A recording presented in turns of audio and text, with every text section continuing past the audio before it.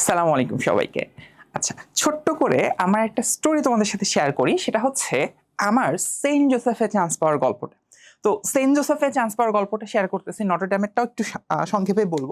আমার নটর ডেমে হচ্ছে এমসিকিউ খুবই ভালো হয়েছিল। মেবি ১ টা কি ২ টার মতো জাস্ট কম বেশি হয়েছিল। আমার বেলায় একটা প্রশ্ন ভুল ছিল। যে প্রশ্নটা ভুল ছিল ওটার কোনো কারেক্ট অ্যান্সারই অপশনে ছিল না।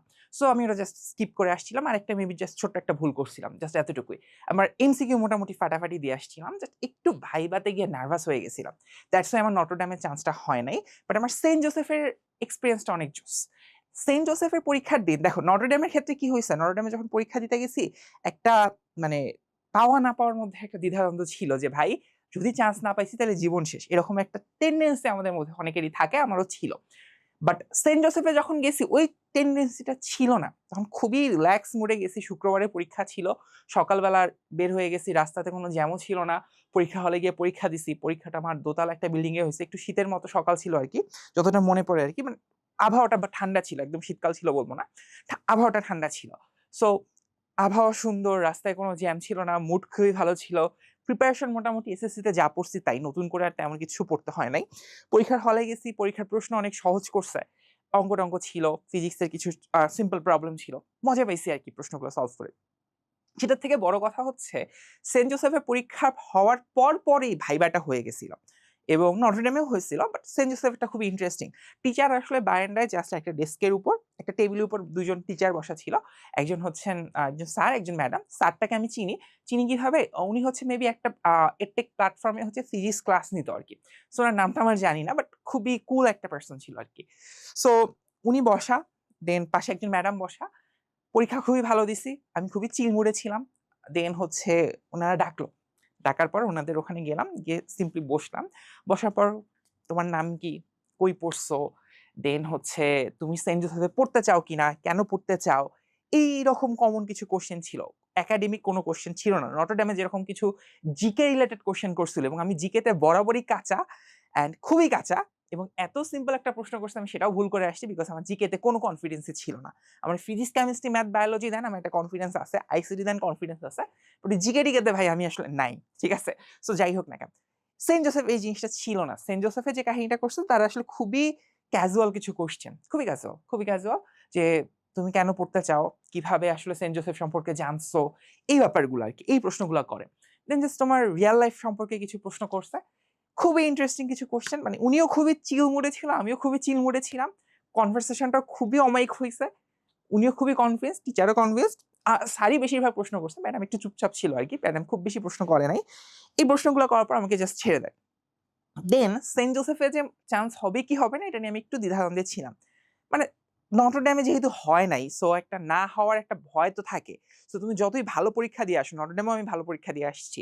তারপরেও যে হচ্ছে চান্স হবে কি হবে না দ্বিধাদ্বন্দ্ব আসাটা খুবই স্বাভাবিক না? আমারও ঐরকম একটা স্বাভাবিক দ্বিধাদ্বন্দ্ব ছিল আরকি সেন্ট জোসেফে।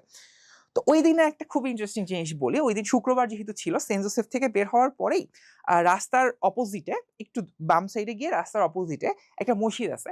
ওই মসজিদে আমি আর আমার যে কাজিন আমাকে নিয়ে গেছিল ফুফাতো ভাইয়া। ওই ভাইয়া মিল হচ্ছে নামাজ পড়তে যাই। অ্যান্ড শুক্রবারে নামাজ পড়ে আমরা হয়তো তখন ওখান থেকে বের হবো আরকি। বাট ওই মসজিদে নামাজ পড়তে গিয়ে আমরা এত অমায়িক একটা ফিল পাইছি মোহাম্মদপুরে। ওইটা মেবি রোডটার নাম ভুলে গেছি।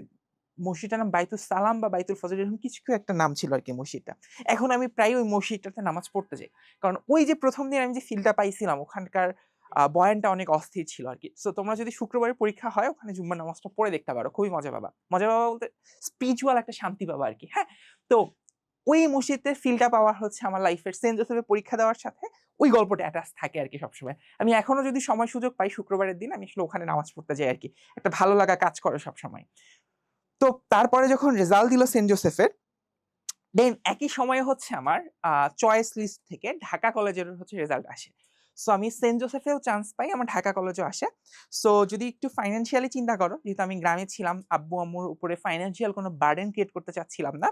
তখন আমার কাছে মনে হয়েছে যে ঢাকা কলেজে পড়লে টাকা-পয়সাটা বাঁচবে এবং ট্রুলি ঢাকা কলেজে আমার আসলে টাকা-পয়সা অনেক বাঁচাইছে এবং আমার প্রতি বছরে হয়তো জাস্ট পড়াশোনা বাবদ এবং থাকা খাওয়া সহ বোধহয় ৳১০,০০০ গেছে। বছরে ১০,০০০ বছরে ১০,০০০।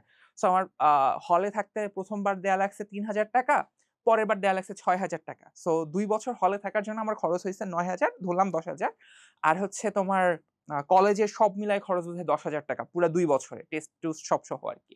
সো এই 10-20 হাজার টাকা আমার হল প্লাস কলেজ খরচ, পুরো 2 বছরের খরচ বললাম আর কি তোমাকে। সো এই জন্য ঢাকা কলেজটা আমার জন্য একটা ফ্রুটফুল ডিসিশন ছিল। আমি যখন ঢাকা কলেজ পিক করি সেন্ট জোসেফকে ছেড়ে, তখন আমার জন্য একটা বেটার ডিসিশন ছিল। সো এই হচ্ছে আমার একটা ছোট্ট গল্প যে তোমাদের সাথে শেয়ার করলাম, যে আমি আসলে সেন্ট জোসেফে কিভাবে চান্স পাইছিলাম। এখানে একটা ছোট্ট করে জিনিস তোমাদেরকে বলে দিই, সেটা হচ্ছে আমাদের কলেজ অ্যাডমিশন নিয়ে আমরা একটা প্রোগ্রাম লঞ্চ করছি অলরেডি, তোমরা জানো, রিথিং থেকে। কিচ্ছু করতে হবে না, কোনো টাকা পয়সা কিচ্ছু দিতে হবে না ভাই, ফ্রিতে তুমি কলেজ অ্যাডমিশনের এই কোর্সটা করতে পারো, পুরা ফ্রিতে, পুরা ফ্রিতে। এখানে তোমার হচ্ছে এনডিসিতে যারা যারা চান্স পাইছিল, যারা হলি ক্রসে যারা যারা পড়ছে, নটরডেম কলেজের থেকে আর সেন্ট জোসেফে যারা যারা চান্স পাইছিল, আমরা সবাই মিলে এই কোর্সে তোমাদেরকে ধরে ধরে শিখাবো physics, chemistry, math, biology, ICT, GK, যে যে প্রশ্নগুলো আসলে তোমার পরীক্ষার জন্য ইম্পর্টেন্ট সেই জিনিসগুলো। সো ফ্রিতে যেহেতু আছে, একদম ডিরেক্টলি এনরোল করে ফেলো, ডেসক্রিপশনে লিঙ্ক দেওয়া আছে। ওকে, অল দ্য বেস্ট।